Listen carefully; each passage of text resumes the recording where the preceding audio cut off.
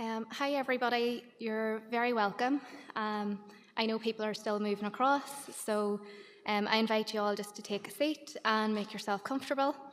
We ask that phones are either on silent or off for this session. A little bit of housekeeping: there are many fire exits in this room. There are 2 at the back, 2 at the side, and there's 1 here. So you would just find your closest in that event. And there are also toilets at the back of the room on my left-hand side, if anyone wants to save a trip back down the way. So we're delighted to welcome Dr. Cara Dymond today, we're so grateful you've made the journey from Canada to be with us. We wanted to say welcome, bienvenue, and falcha. So you're with the University of Ontario, and today Dr. Dymond will be speaking about accessibility, self-advocacy through real-life experience and the neurodivergent voice. So without further ado, I'll hand over. Thank you. Imagine a classroom where there is no normal, where all ways of being and all brains are valid and valuable. I'm going to talk about the possibilities for neurodiversity-affirming classrooms and transformational teaching. And how do I know a little bit about this? I'm in my 15th year as a classroom teacher. I work with autistic students. I'm late diagnosed autistic myself, and I'm a teacher educator and researcher at the University of Toronto, and I research accessibility and universal design for learning. So all of these have informed my thoughts on teaching and what should happen in classrooms. This is a photo I took in my schoolyard, which calls to mind the song The Wall. And in this presentation, I'm going to talk about a lot of the neuronormative expectations which require learners to communicate, process, and learn in a standard way. And as I talk, I'd like you to think about your own educational experiences, or perhaps those of somebody that you love.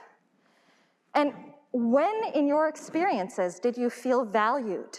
When did you feel perhaps like another brick in the wall? What if I told you that there are better building blocks for classrooms?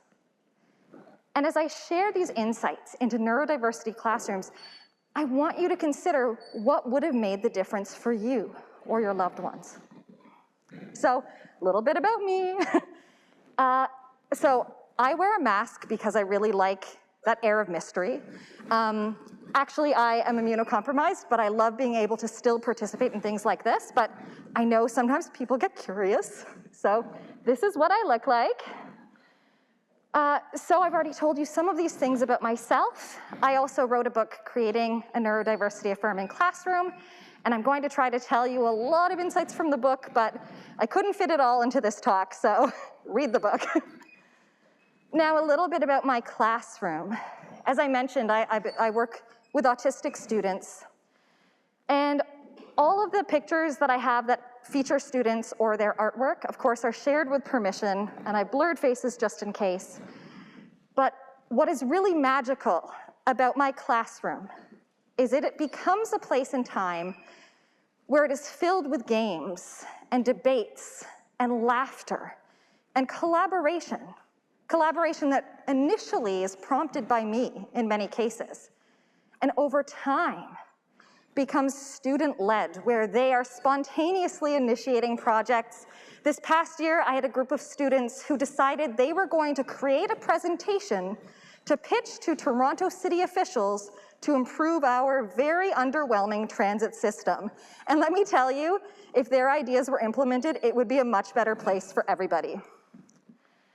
Now, one thing that I found quite troubling, as I was seeing all of these strengths and natural curiosity and the way my students interacted with one another, I kept hearing that in other educational settings, they were not showing up or being perceived the same way. In fact, one of my students said to me, in a way that broke my heart, he said, "Miss, when I'm in this class, I don't feel autistic."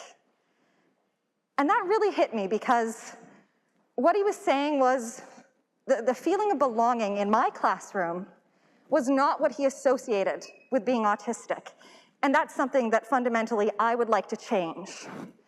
Now, I also discovered that my students had experienced a disproportionate amount of exclusionary practices.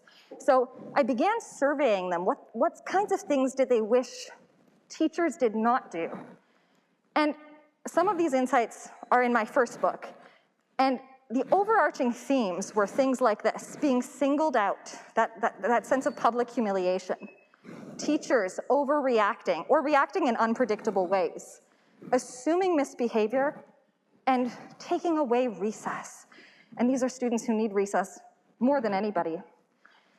But teachers also, when I talked to them, they wanted to do better. They wanted to be inclusive. So it all made me think, I need to figure out a way to help teachers to help more students. And so I pursued my doctorate, but even there, things concerned me that got me questioning a lot of the practices that happen in education. So I had a fantastic class, and I was in this class with lots of colleagues who I knew were also passionate about doing things better in schools. And we had an activity where we had to write down terms related to education on Post-its. And as a class, we created a concept map. And initially, it kind of started out like this: terms related to teaching, good teaching, experiential learning. And every person had at least 2 opportunities to place theirs and group them and regroup the Post-its. And every time I was at the front and it was my turn, I would make sure the cards like this, special needs, autistic learners, disability, were connected to these things that I knew worked for my students. And every time it was my turn again, they were relegated off to the side. And it made me think how much this mirrors what happens in schools, where we think these are learners that need to go somewhere else, they're somebody else's responsibility. We end up depriving them of meaningful, engaging opportunities to learn. We give them worksheets that they, of course, don't want to do, and this confirms our belief that they can't do the work. And it also troubled me because I knew my colleagues cared deeply and would not want it to be this way, but why weren't they able to conceptualize all learners as part of the whole? And as I became a teacher educator, I also heard from new teachers in training, their biggest concerns mirrored the fears of teachers. They worried about behaviors. They worried about teaching autistic learners or learners with ADHD. So I realized even how we teach in teacher education, it's often a one-off class on autism or ADHD. So we're still not teaching everyone how we teach all learners together. And the idea of best practices and all you have to do is follow this checklist conveys that learners all need the same thing except for those learners who perhaps go somewhere else. But that's not the reality in the classroom. We really can't standardize the what or the how or the who in classrooms. And so fundamentally, how we teach teachers, I thought, needed to change. And schools function to replicate the status quo. If we really want to change stigma and all of the problems in education, we have to really think about what we're reproducing and new ways of doing things. And I realized one of the problems is we are transmitting to everyone, all of the time, an idealized norm, our culturally constructed value system of how brains and bodies should work. And we all measure our worth in proximity to this mythical norm. And it leads to ableist beliefs about ability, a hierarchy of ability. Things like a student with dysgraphia just needs to try harder. We should take away their assistive technology and, so they have the chance to practice. But this is really damaging thinking to all of us, that our worth can be measured based on our proximity to so-called normal. it leads us all with an extreme fear of being perceived as different. And it's rigid. The standard of what is acceptable is so narrow, leading us to compete, rank, and sort ourselves and one another. And so I began thinking about how can I decenter these sort of neuronormative values in my work? And believe me, I didn't start out here. I've made many mistakes as a teacher. I began teaching the way I was taught, but I've learned, and I think when you know better, you do better. And I started by asking myself all of the time, is this expectation that I have right now, is it fair? Is it necessary? Is it achievable by everyone? Or are there any other possible ways? And when I received my diagnosis as autistic and ADHD, I knew without hesitation that I had to share that with my students. And of course, I came in, I gave a lesson all about, here I am, I'm autistic, let me tell you about autistic joy. Half the class said, oh, we already thought you were autistic, miss. But one little girl came up to me and she put her hand on my arm. And she was always so quiet. And she said, did I hear you say that you're autistic? I'm autistic too. And she stood taller. And it got me thinking about visibility and how important it is for children, especially children who are autistic, to hear the word autistic like it's not a dirty word, an insult bandied around in the schoolyard, or uttered in hushed, tragic tones. And labels have been wonderful in my life. They've really helped me with self-compassion, self-understanding, finding community. But I find it very problematic that we have systems where access to support is contingent on having a label, because we know labels are not equally accessible for many reasons. There's so many barriers: cost, where you live, your culture, ableism, internalized ableism, the knowledge of the diagnostician, intersectional inequality. And many students go their whole careers, their whole academic careers, unidentified and unsupported as a result. And while for professionals and families, of course, a label gives a little bit of clarity, you have a hypothesis of what might feel hard and why. Ultimately, I've discovered all of my students have a unique constellation of strengths and needs in developing areas.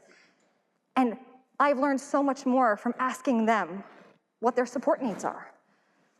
And it also taught me that maybe teaching about neurodiversity to everyone can help change some of the ways that we think and respond to learner variability in schools. And so when I talk about neurodiversity, I'm presuming that all classrooms are made up of all kinds of minds. I have a couple of label names on the screen, and it's certainly not an exhaustive list. Neurodiversity includes everybody. And even within a label, let's say neuromajority brains, no two brains are identical. Anything you say or practice over and over again changes the landscape of your brain.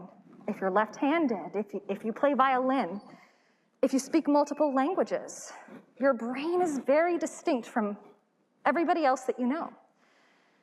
And really, we want to connect learners with themselves. And as I started designing courses in teacher education on classroom neurodiversity, I was really inspired by this quotation. Social justice education begins with a fundamental question. What kind of world do we want to create? And how might we begin to educate students for such a world? And I began thinking of my classroom as a microcosm for the world as I wished it to be. And I realized it really didn't matter the age of students. I teach elementary school students and I teach adults. And it also didn't matter their neurotype. I wanted the same things for everybody. And the first thing that I wanted to accomplish, if I was going to set new norms that I wanted to impart in my classroom, the first thing that I wanted for students was for them to understand that there is no normal, that everyone is entitled to help and should have access to help, and needing help is not a weakness.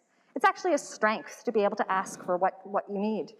And I wanted them to be able to recognize when spaces felt accessible and when they didn't. And so this became a principle of building in access.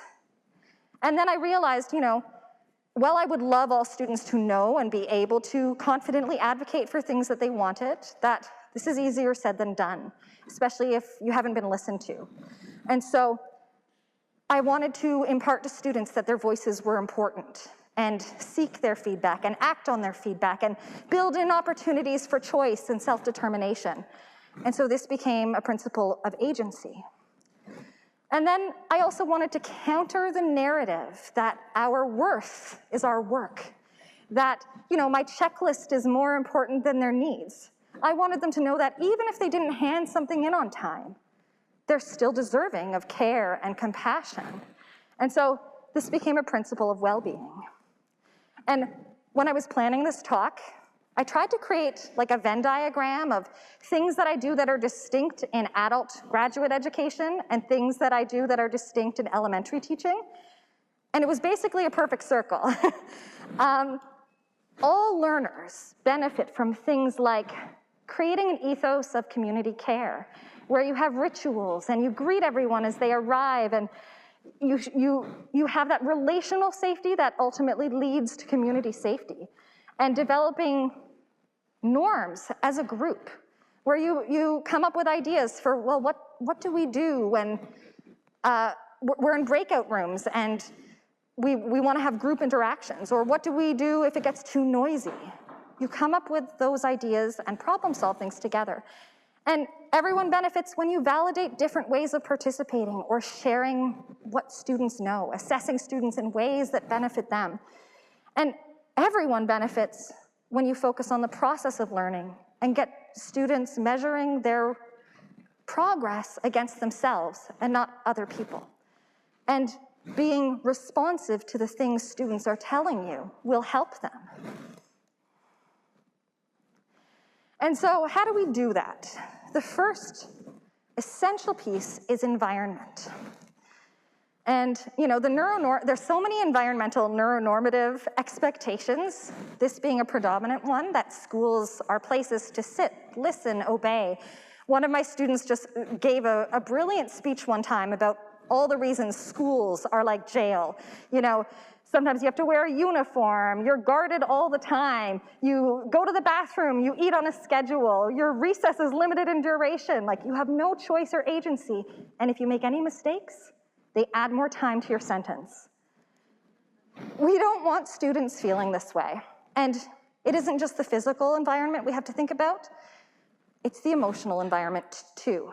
It's how it feels.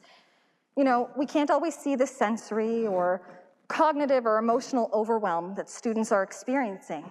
We don't know what they're walking in with already that day. Sometimes even the students that are thriving, we don't know what's driving their success. Is it fear-based? We always have to be curious about internal experiences. And whether or not it's the student who is getting the highest marks in the class or the student who's being sent to the office, we need to be wondering how we can support them. Stuart Shanker says there's a fundamental difference between being safe and feeling safe. And I think this is so true when I think of our neurodivergent learners, because so many of them are subjected to punishment when they ask a direct question because they didn't tie it up in a nice social bow. And when the environment is inaccessible, or when an adult response is unsupportive, they learn that that person, that place, or even school itself is unsafe. And this is a concept I wish all teachers knew about, neuroception. At all times, we all have limbic systems that are scanning for signs of threat or safety. Some of us have this on like overdrive, where we're hypervigilant about it, but students need to feel safe to learn. They're always looking for those signs that this is a place where I can relax. This is where I can try something new, or where I can learn. And even something as, perhaps small to us as a rolled eye or a dismissive comment has the same reaction in the brain as one would have to a physical threat. And when I think about that, I relate to my own experiences growing up. There was one year when I was in the 6th grade, about 12 years old. I was seated with my bullies for the entire year, and it's the only year of my education. I don't remember anything I learned. I have really vivid memories all the way back, but that year is like a blank. So we have to proactively think of ways to make the environment feel safe. One of that, of course, is how we design it. Is it logical? Does it make sense? Can all bodies navigate it? Are there clutter-free zones for sensory breaks? Are we designing micro environments within our classroom that convey the message that we care about student well-being? They're encouraged to take a break. Are we teaching them what we expect so that they know the routines, they know how to follow along, they know what to do? And are we explaining the whys? You know, when we're asked about why question, it's not a challenge, it's a necessary aid. And we can do so much better when we view students as partners who help us to make things clearer for everybody. Emotional safety is another fundamental aspect of our classrooms. I remember a student, it was one of my first classes that I taught, and a student came in and he said, "I'm an angry guy." And this was his identity. He thought he was coming because he was an angry guy. And I told him, well, you know, I get angry too, and I get really upset too. And I started talking about the strategies that I use when I'm emotionally overwhelmed. And he did a double take. He just couldn't believe that I, an adult who seemed fairly calm, use strategies. And I realized we have to talk about these things with learners so they understand there's a shared experience of feeling alone, of feeling like learning and situations are too hard. And we can teach co-regulation through talking about our own experiences as well. And I also began teaching whole class tools. And again, I do this with my graduate students and my elementary students. There's sort of this bi-directional impact. When I try something that works well, I do it in both settings. And I basically introduce them to a smorgasbord of tools, if you will. I try to have a variety of things so that they can find out what works for them. I always let them know, you won't like every tool that I invite you to join and practice. That's okay. It's about finding what works for your brain and body and when. And having those opportunities for metacognition helps students to have agency, to develop and know what choices they are free to make and which will help them. And there's a wonderful thing that happens when learners begin to feel safe. And again, it happens at all ages. They start to want to tell you about their lives. They get curious about your life. You get things like cards on your birthday or a multimodal response in my final class where a graduate student reflected how grateful they were for the sense of compassion, the emotional environment established. And another consideration for building classrooms that are neurodiversity affirming is thinking about how information is conveyed, how it's processed by a variety of learners. And we have so many neuronormative expectations related to information processing, so I'm only gonna reference one on this next slide. But this is a big one because it is a yardstick against which students measure themselves. Many people seem to believe that response speed equals intellect. And I spend a lot of time undoing the damage of these expectations. I, like many teachers, enjoyed school for the most part, at least the academic parts. And as I listen and learn from my students, I realize there are so many barriers for other people. I was really lucky to have an amazing memory for academics, so I never needed to learn how to study until university.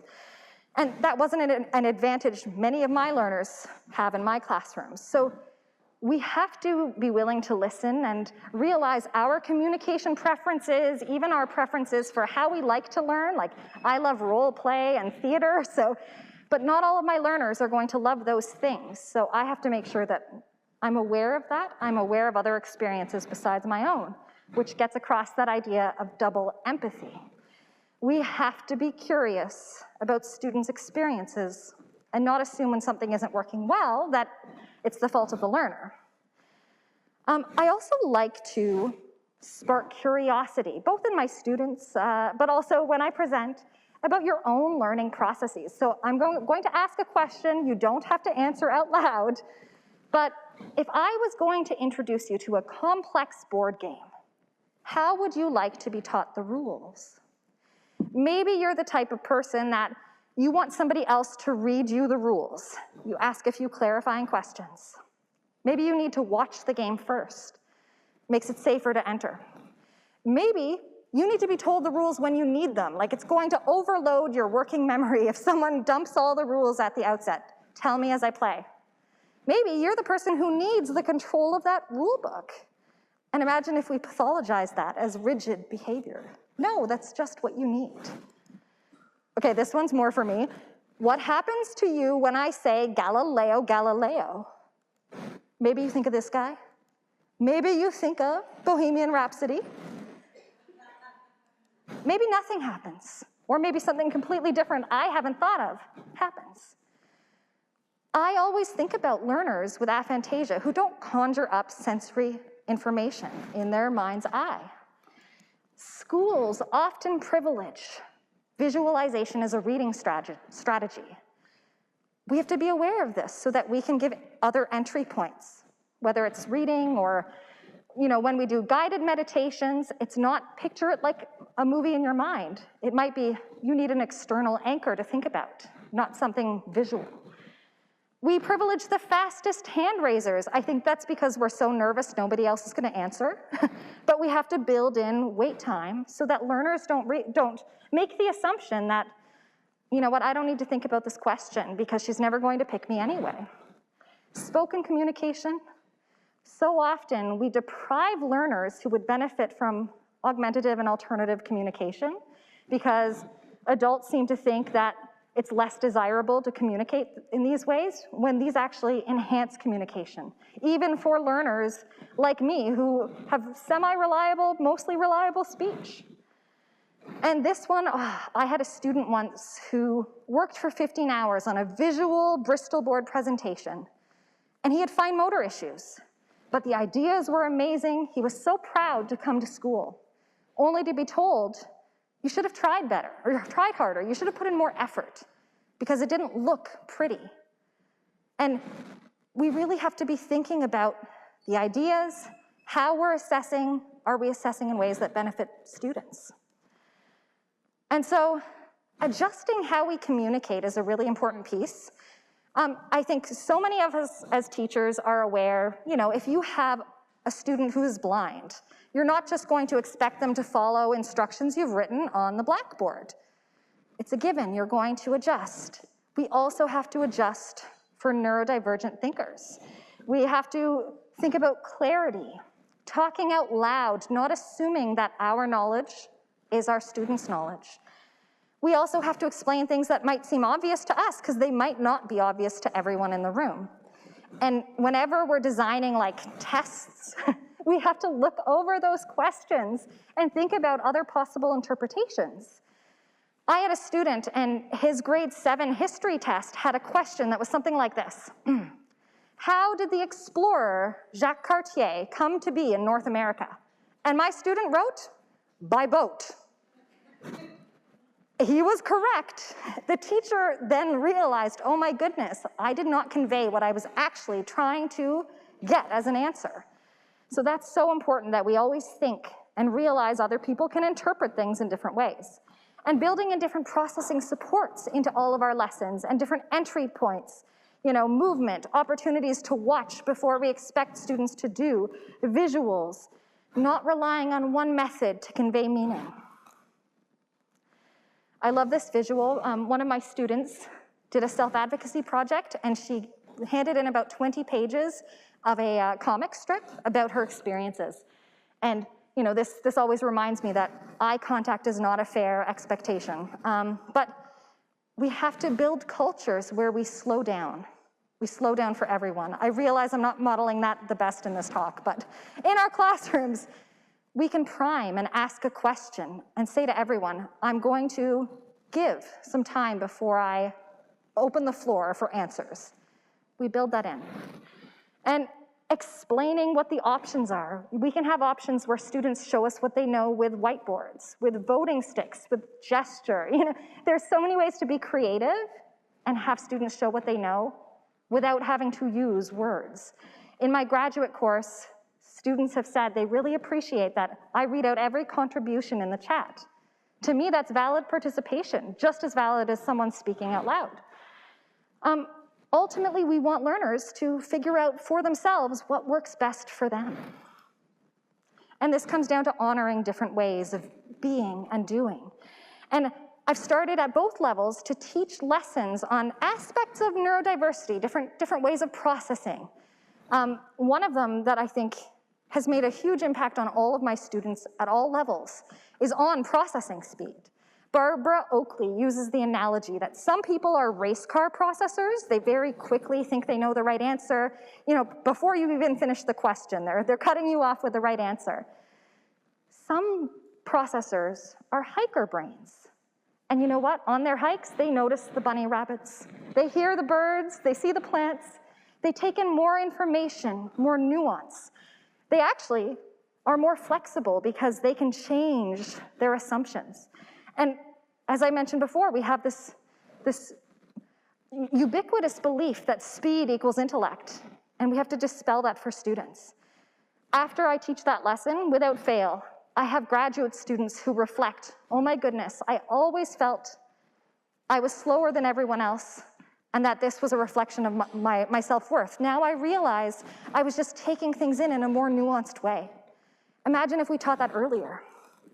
And talk about your own needs. I always say, these are some of my strengths. These are some of the things that I'm working on. My working memory isn't the greatest. I'll forget things. I make to-do lists. I lose to-do lists. Sometimes I'm going to ask you to remind me of something.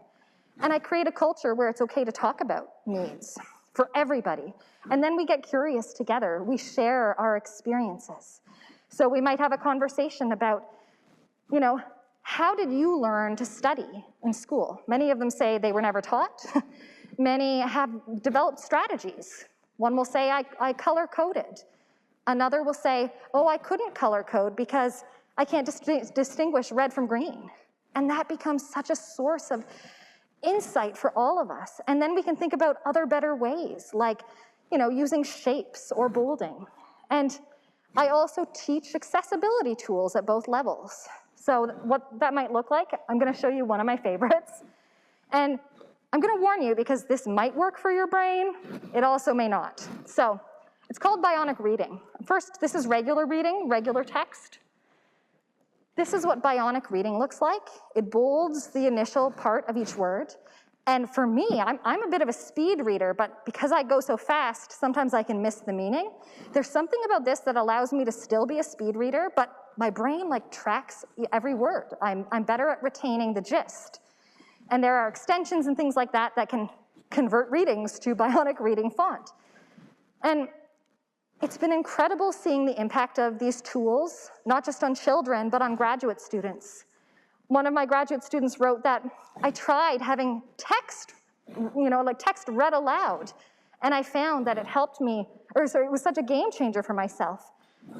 And for this student, the barrier was the size of the task, the demands of all of the readings at university. And this isn't the only graduate student who's told me that, they had to reread things time and time again. And then they changed the modality, and they were able to absorb that information. And it just makes me sad how many people get to graduate school before they learn what works for their brains. Imagine if we taught it earlier. I also try to teach all learners about how we all deeply learn, because it's really important to figure out how do we get information to stick. Because just reading something over, well, for some of us, if you have a memory where you can perfectly visualize the page, yes, but for most people, that's not enough. And so, learning isn't just teachers say something, learners have it, they're vessels that we pour information into. Actually, there are so many factors that impact learning and how well a student remembers things and if they remember at all. I won't go through this whole slide, but the single most important factor is teacher. We learn better from people we like and who we know like us. I also like to point out genetics, because I don't know if you know this, I learned this recently. There are some people who have a genetic advantage when it comes to test taking. They're better at handling acute stress in a short period of time. Who knew? Now, working memory underpins almost everything we expect of learners at school, and all of us have varying working memory capacities. It can be very easily overloaded. I won't go into all of these things, but a couple of points I want to highlight. Automaticity of skills reduces the need to rely on working memory. So if you ever learned or started to learn how to drive a car, you did not have automatic skills that day one. Probably took you a while before you weren't consciously having to think about all the things you're supposed to do. Check this mirror, check this mirror. But eventually, if you stuck it out, you got to a point where those skills were mostly second nature. Now, for many of our learners, I'm thinking about learners, a dyslexic student, for instance. If they have to write a paragraph or even something longer, they're using so much of their working memory capacity to focus on the physical, mechanical act of writing.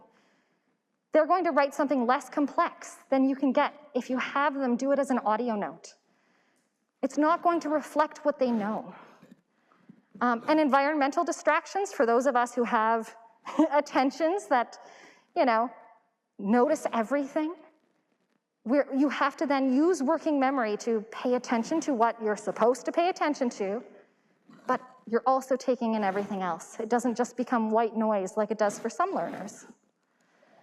So some supports for working memory that can really reduce this load: externalizing whatever information you can. That would be things like giving them formula sheets. They don't have to memorize those things.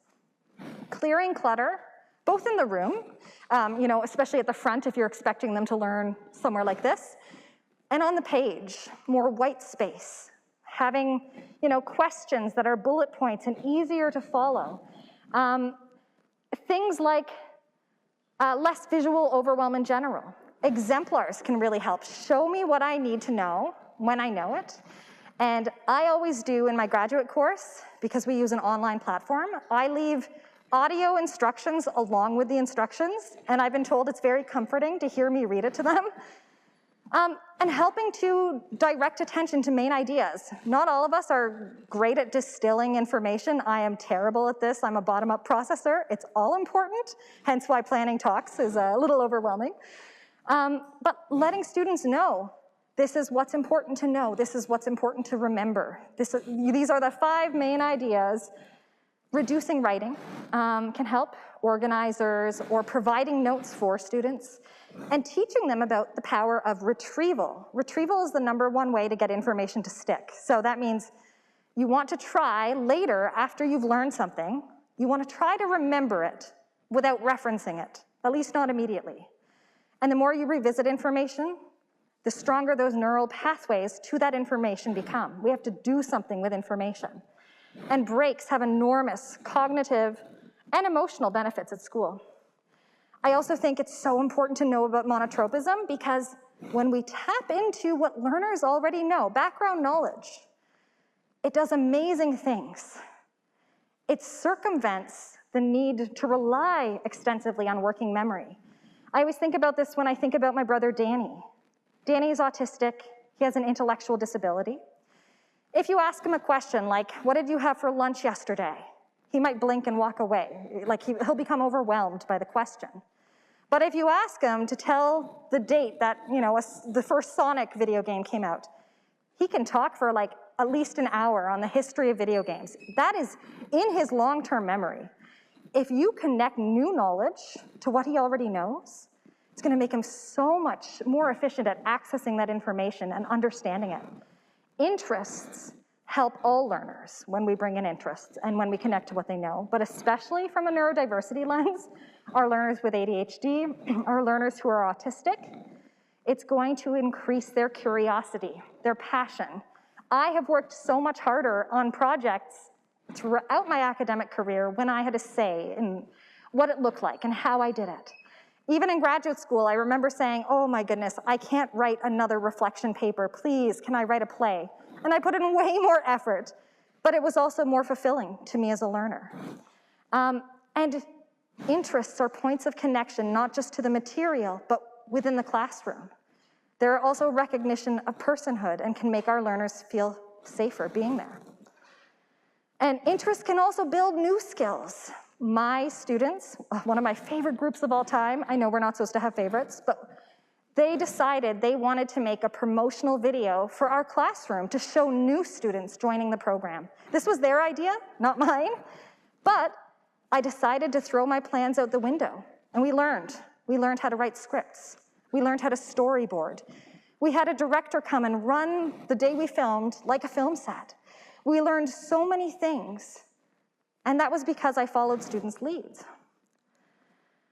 And I think this is such an important point that many of the other speakers have made. We need to be emphasizing interdependence. It's unrealistic to set up the expectation, especially for those of us who can be more literal, that you have to be hyper-independent. No, we actually do better together. You could, in an intermediate or high school class, you could have them crowdsource notes. You could say, all right, Jimmy, you're going to capture the dates. And Lisa, you're going to get the definitions and have everyone in a Google Doc. You can crowdsource study guides or practice tests. And I love the idea of a review table, because at a review table, you could have everyone in the class who needed to see a lesson again or ask a question. You just normalize, this is what you do if you want a little bit more time with the concept before you go and do the work on your own.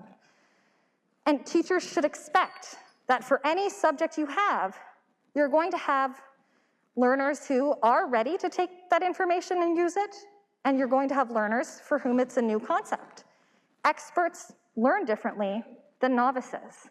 There was a study, it was a chess study by de Groot in the 70s, and he found that chess grandmasters aren't smarter than novice chess players. They have just automatized different chess moves so they can more quickly access and retrieve successful strategies. And letting learners know that and making help something that is a strength is so important. And it has long-term benefits for learners when they realize asking for help, they can do it at any stage of their life. I included this photo because I had a group of students, and one of them came in and said, I've decided I'm going to run for student council. And the group decided they were going to make her campaign posters. Again, student-led, but also they knew that they could help one another. I also think celebrating expertise and collective expertise is important. This is a screenshot of a collaborative document in one of my graduate courses where they record what they think is neurodiversity-affirming pedagogy over our time in the course together, and it becomes such a source of richness. Now, how do we actually get things done for ourselves, for students? I always say there's more than one route to the destination, and if I'm designing a task, I want to make sure. First of all, it's purposeful. Learners know what I'm expecting of them, but then I can build in choice so they can decide how they want to do it, what it can look like. That self-advocacy project I told you about with all the comics, some people do slides or essays. Like, how do they want to express that? And I do that at the graduate level as well. Really, I think we should always be celebrating what students know, and it's so much more engaging for me and for them as well. I also think we make a lot of age-based assumptions. So as learners age, there's this belief that, well, they should just know better, they should be able to do this. Just because we wish it doesn't make it so. And I always think about our learners who, haven't been taught how to study, haven't been taught what note-taking looks like. I always say, I'm an elementary school teacher. I'm not going to let anyone fall through the cracks. And I've had other instructors, especially at higher levels, question this, like, am I infantilizing learners? And I think, oh my goodness, you underestimate my profound respect for children, first of all, but also, it's our responsibility to help all learners. And I think this comes down to our idea of what is effortful. So we always have to question, what do I think is hard and why? Because it's different for everybody. For instance, if you were to tell me, like, climb this rope in front of the class, there is no way, it would not happen. And I'm sure you have things for you that would be an automatic shutdown. And this is another concept, limbic braking. This is an automatic and unconscious shutdown that happens to learners in response to cognitive or physical stress. It is not a choice. Pupils actually dilate, heart rate changes. It is a point at which what the demand is exceeding their capacity, at least in this moment. And we don't want to teach learners to override their limbic brakes. We want them to listen to their bodies, and we want them to not be afraid to come to that class or that activity or subject.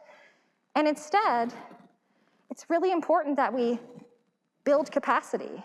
It's not about making things easier, it's about helping to do. And when we think it's about making something easier, we tend to default to, watering down the learning experience, giving worksheets, things that, are not going to help them to enjoy school, thrive, make meaningful connections. And we have to always think about what are the expectations we're building in, and have I successfully set students up to meet those? I'll give a couple of examples. So a word problem in math class. If what you're really wanting to know is, do they understand how to do the math, but you've added in this language component, that can get in the way of you knowing what students know. We have to be aware of that. It's also, have I taught them all of the executive functioning skills that are implicit in this task? Have I taught them how to break down a project description, make a to-do list, map it on a calendar? I build in mini lessons. I think about all the things that they need to know along the way, and that helps everybody in the room. I also think group problem solving is a phenomenal way to teach everyone. So before a work period, for instance, I might say, what's hard about independent work periods? And then I record students' answers. And then I say, what would help? And I record all of their ideas. And then we try it. So this primes them before the work period. But then afterwards, we come back together and we go, okay, what strategies did you use? Was there anything else not on this list that was hard? Set an individual goal for next time. So building in metacognition, building in the understanding that, you actually can solve many things. And if you can't solve them, our community together can solve them. And teacher candidates have said things like this. I think it's important to experience this at a graduate level so that we can appreciate how multiple means of expression are simply another way to achieve the same high level of communicating thinking, maintaining high expectations while offering diverse yet equally valid routes to achieve them. I anticipate having a much easier time correcting misconceptions about superior versus inferior modes of communication with this experience in my back pocket. We have to do this at this level so it trickles down and we can start much earlier. And this gets me to my point of planting seeds of change. How do we do this? As teachers, we often teach how we were taught. That's our vision for teaching. We've absorbed many hidden and ubiquitous norms, how students should listen, what producing work should look like, how students should defer to teachers. And we have faulty beliefs embedded in education, like students need motivation, like they wouldn't want to do well. And these lead to differential policies. Things like, for every day you don't hand in that assignment, I'm doubling the length. Well, it was hard enough to hand it in on time the first time. This is not going to help them to achieve that. It doesn't get rid of the initial barrier. And it certainly doesn't make them want to come to our classes. And, I think about another student that I taught, and he was 12 years old, and he told me he hated the color red. And when I asked him why, he said, well, when I was in kindergarten, I would come home every day with my communication log, and there would be a red frowny face, and I never knew what to do to get the green smiley. And this is years later, and it's done so much damage to him that he hates the color red. You know, we have to make sure we're not just telling students what we think they're doing poorly. We have to investigate the barriers. We have to do better. And anxiety is the nemesis of learning. My students sometimes will draw their responses to what they want teachers to know. And so many of them say that yelling is the worst thing teachers can do, even if it's at somebody else. Our learners, my autistic students, internalize it. So shame is not a motivator. Our tone sets the tone for how other students will interact with one another, especially those students they perceive as different. And we get so much further when we ask students what they need. And another testimonial from one of my graduate students talked about how now this learner has more grace for themselves when they were younger. They were labeled as somebody who just didn't try quite hard enough. Growing means changing, and even for me, I started out and I had been trained in how to teach autistic learners, and this is before I was autistic myself or knew I was autistic. I've always been autistic. Sometimes the things we think are helpful are not, and we have to be willing to look at ourselves. And I've designed lots of reward systems in my time, and I started to notice, my students were noticing that nobody else is working on these things. What is wrong with me? Why are there so many things all of these adults think I have to work on? And I threw it all out the window, not literally, but I decided one day, you know what? I want you to set your own goals. What's one thing at school you want to work on, and one thing at home maybe you want to work on? And I'm going to help you, and I'm going to coach you. And every week we're going to talk about what's feeling easy or comfortable, what's feeling hard, what you think might help, and we'll go from there. And I have learned so much. It has actually made me realize how much we as adults think we know what the barrier is, what the problem is, and often it's not that at all. Students are our best resources. And what was really interesting, I had them self-assess completely, and I didn't need to dangle any carrots. And I used this barriers and strategies approach. Let's figure out what's hard. Let's figure out what helps. And even learners who did not want to communicate orally, we found ways of doing it. This is a collaborative document, and I came up with some hypotheses statements, and I had them underline what felt true for them. And I learned that they were struggling with a lot of working memory demands. And it gave me more effective strategies that I could use to help the student. And the carrot itself is self-determination. This is what I have learned. Students preferred picking things for themselves. And especially when I think about autistic learners, they're micromanaged in so many ways, despite all the adults thinking they want them to be independent. Are we giving them chances to make choices? Are we giving them chances to use their voice?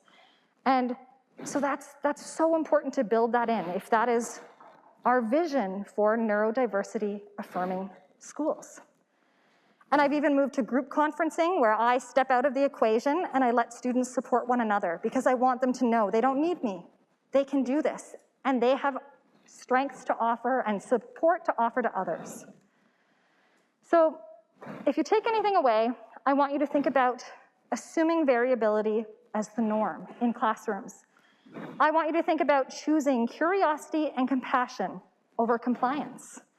I want you to think about ways of building in access, agency, and well-being. And remember that this is ongoing. There's not an end point to what this can look like. We're always seeking other better ways. And I'm going to tell you the two most powerful elements that I have learned about neurodiversity-affirming pedagogy. And these come together like an unstoppable force, like Godzilla with a lightsaber.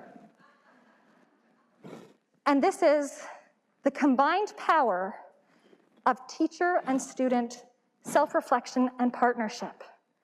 I've been able to help students so much more effectively by learning from them what was feeling hard, what they wanted to do about it, what support they actually needed. And everyone learns. Everyone learns so much more when we problem solve collaboratively. And that has been the power of welcoming in student insights to change how I teach, how I design the environment. And again, I do this at any age. And this is really a call to action. This is another one of those multimodal responses in my final grad class.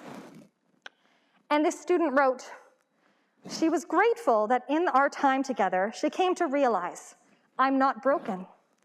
Not a broken robot or failed competitor or weirdo whose entire life is pathologized. I'm a reasonable and excellent human being with human limits and gifts. I'm part of variety, not deviation.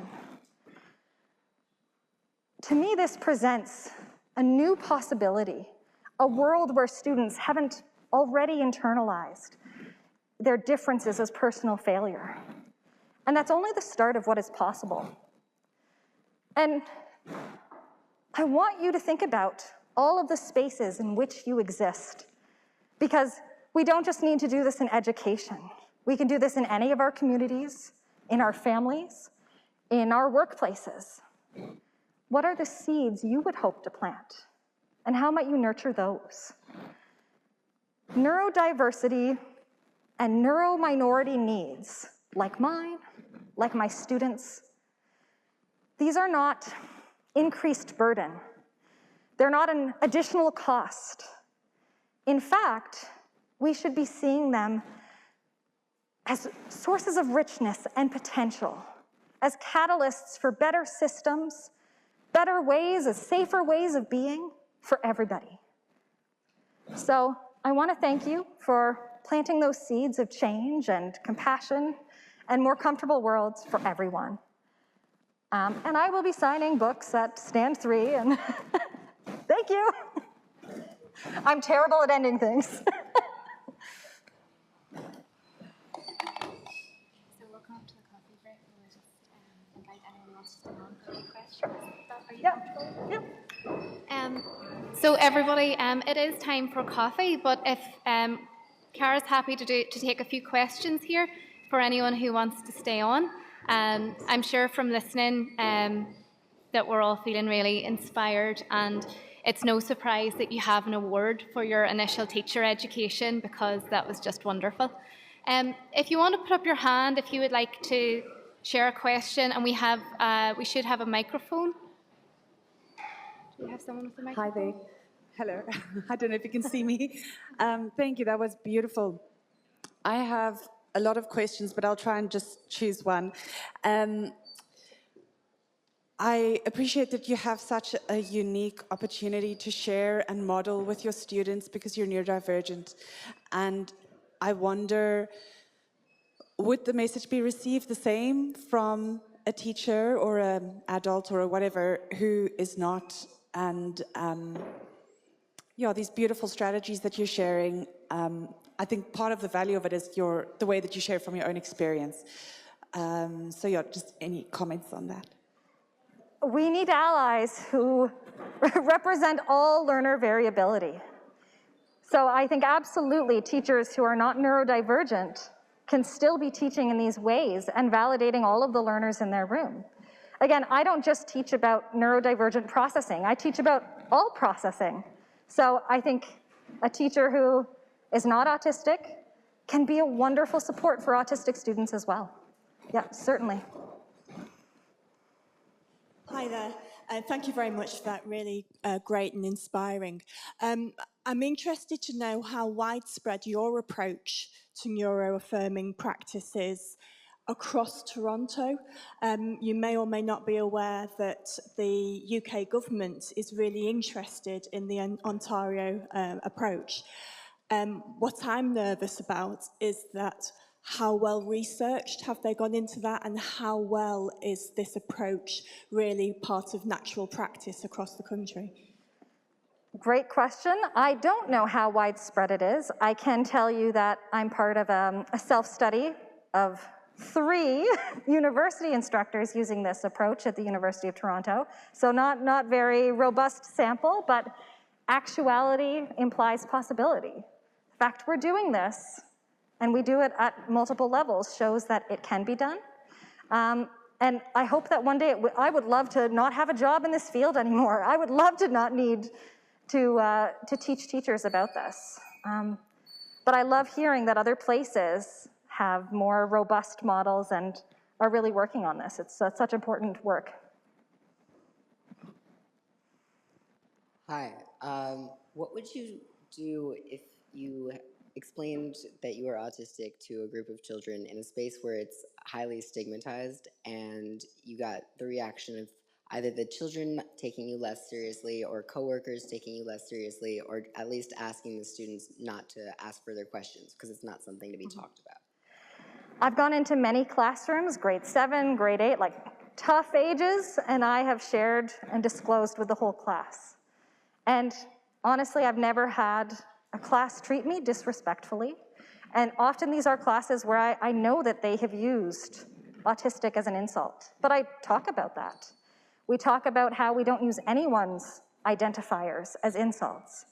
And again, I think when you approach students in a way where you are treating them with respect and they get that sense from you, and then you're sharing as well that you are autistic. There is something, if they have associations with that word, it helps to get them to question that. And ultimately, I'm an optimist. I believe that everyone wants to treat others kindly. I know that's not absolutely true, but in children, I certainly have found that to be the case. We just have to help them sometimes unlock, relate, empathize, and I'm the perfect person to help them with that. It shouldn't be on students. Students, we don't have to reveal things about ourselves, but I think we need models who do. I think we need adults who say it, and it's not a dirty word to be autistic. It's a point of pride, something that is a shared experience I have with students, and then we can also talk about stigma.